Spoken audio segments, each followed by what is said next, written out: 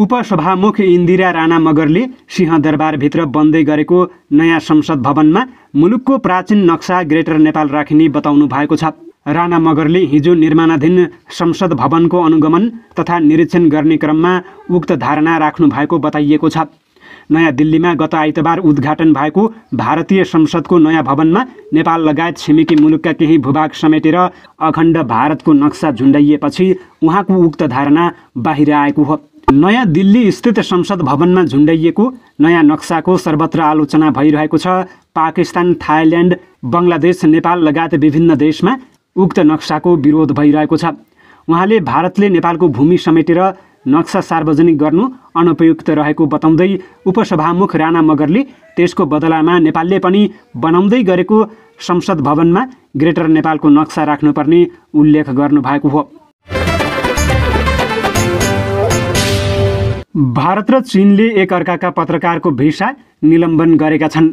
Media रिपोर्टका अनुसार भारत र चीनले एकअर्काका पत्रकारलाई भिसा दिन बन्द गरेका छन्। चीनको आधिकारिक पत्रिका ग्लोबल टाइम्सले यो खतरनाक प्रवृत्तिले दुई देशबीचको सम्बन्धलाई सामान्य बनाउन असर पार्न सक्ने बताएको छ। चीनको आधिकारिक पत्रिका ग्लोबल टाइम्सले यो खतरनाक प्रविधिले दुई देशबीचको सम्बन्धलाई सामान्य बनाउन असर पार्न सक्ने बताएको छ। वाल स्ट्रिट जर्नलमा प्रकाशित एक रिपोर्टका अनुसार यस महिना भारतले देशमा बाँकी रहेका अन्तिम दुई चिनिया पत्रकारको भिसा पुनः जारी गर्न अस्वीकार गरेको छ। यीमध्ये एक पत्रकार चीनको आधिकारिक समाचार संस्था सिन्हासँग सम्बन्धित रहेका छन् भने अर्का चाइना सेन्ट्रल टेलिभिजनका रहेका छन्। यस रिपोर्टमा भारत र चीनले एकअर्काका पत्रकारको पहुँच लगभग बन्द गरिदिएको दाबी गरिएको छ। रिपोर्टका अनुसार यस वर्षको सुरुमा भारतीय मिडिया संस्थाका 4 जना पत्रकारले चीनमा काम गरिरहेका थिए। रिपोर्टका अनुसार यी मध्ये कम्तीमा 2 पत्रकारलाई भिसा दिएको छैन। तेस्रो पत्रकारले आफ्नो मान्यता फिर्ता लिएको बताएका छन्। यस सम्बन्धमा चीनको परराष्ट्र मन्त्रालयका प्रवक्तासँग प्रश्न सोद्धा उनले चीनमा रहेका भारतीय पत्रकारको भिसा भारतले यस दिशामा चीनले जस्तै कदम चाल्छ कि चाल्दैन भन्नेमा भर पर्ने बताए।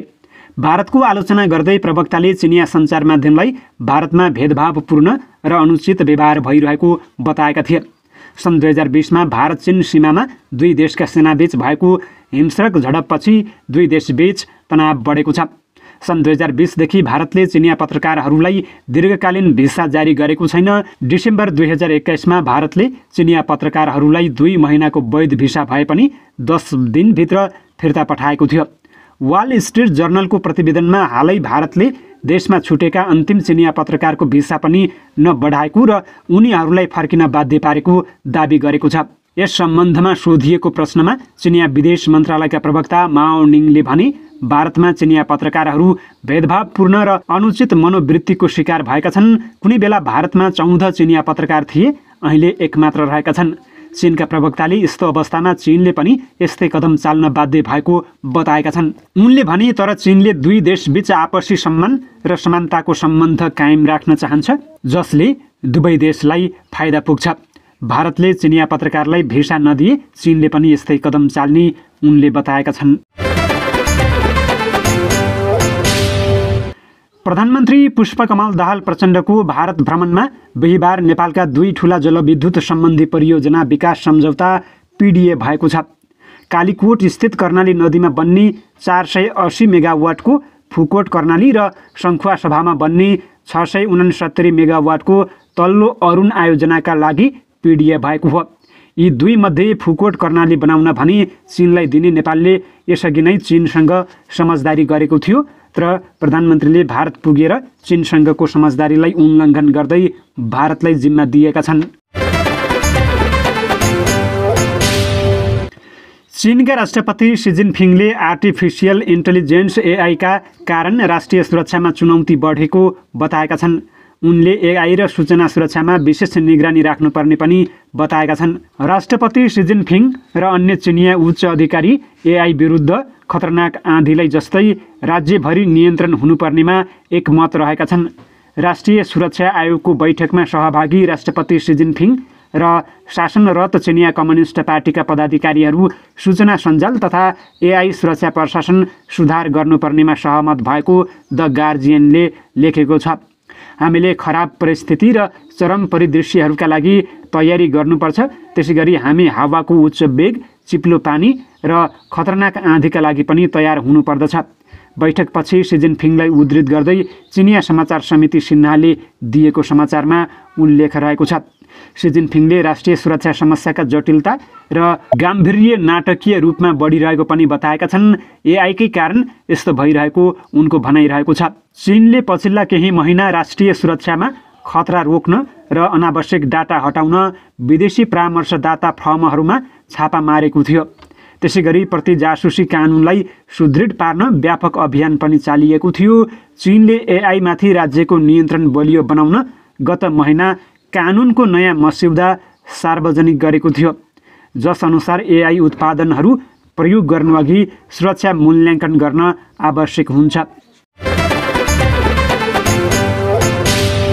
4 दिने भारत भ्रमणका क्रममा प्रधानमन्त्री पुष्पकमल दाहाल प्रचण्डले समकक्षी नरेन्द्र मोदीसँग नेपाल भारत बीचको सीमा समस्या र यसको समाधानबारे कुराकानी गरेका छन्।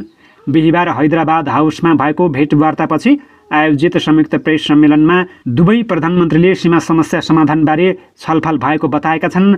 भारतीय प्रधानमन्त्री मोदीले दुई देशबीचको सम्बन्धलाई हिमालय जति उचाइ दिन सबै समस्या हल गर्ने बताएका छन्। यही भावनाले सबै मुद्दा चाहे सीमाको होस् वा अरू सबैको समाधान गर्छौँ, मोदीले भने।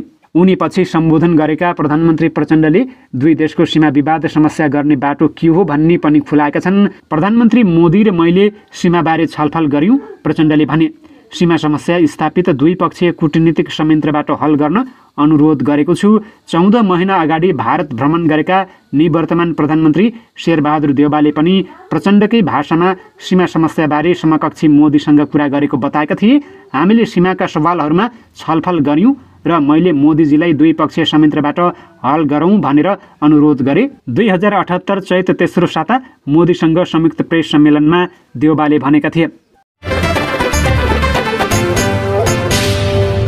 अमेरिकी राष्ट्रपति जो बाइडेन मञ्चमै लडेका छन्। शुक्रबार कोलोराडो स्थित अमेरिकी वायुसेना एकाडेमीमा आयोजित दीक्षान्त समारोहमा अन्तिम प्रमाणपत्र दिएर आफ्नो सिटतर्फ आउँदै गर्दा उनी लडेका हुन्। 80 वर्षीय बाइडेनले वायुसेनाका ग्रेजुएटहरूलाई प्रमाणपत्र वितरण गर्नुअघि मन्तव्य राखेका थिए। वायुसेनालाई हौसला प्रदान गर्न बाइडेनले ऊर्जावान भाषण दिएको न्युयोर्क टाइम्सले उल्लेख गरेको छ। मन्तव्य र प्रमाणपत्र वितरणपछि आफ्नो सिटतर्फ आउँदै गर्दा उनी केही चिजमा अल्झिएको जसरी मञ्चमै पछारिएका थिए। उनी लडेको भिडियो सामाजिक सञ्जाल र सञ्चार माध्यममा भाइरल बनेको छ। बाइडेन लडेपछि त्यहाँ उपस्थित सेनाका अधिकारीले उनलाई उठाएका थिए। उनी आफै पनि उठ्न प्रयास गरिरहेको भिडियोमा देख्न सकिन्छ। उठेपछि उनी आफै सिटमा गएर बसेका थिए। राष्ट्रपति बाइडेनलाई चोट भने नलागेको व्हाइट हाउसले जनाएको छ। उहाँ ठिक हुनुहुन्छ, व्हाइट हाउसका सञ्चार निर्देशक बेन लाबोल्टले ट्विटरमा लेखेका छन्। बाइडेन यसअघि पनि एक सार्वजनिक कार्यक्रममा लडेका थिए। उनी लडेपछि पूर्व राष्ट्रपति डोनाल्ड ट्रम्पले बाइडेनसँग अमेरिकाको नेतृत्व गर्ने सामर्थ्य नभएको टिप्पणी गरेका थिए। अन्य विभिन्न राष्ट्रपतिहरू पनि कार्यक्रमको दौरानमा मञ्चमा लडेका घटनाहरू छन्। सधैँ क्यामेराले घेरिने राष्ट्रपतिहरू लड्दा केही असहज माहौल बन्ने गर्दछ।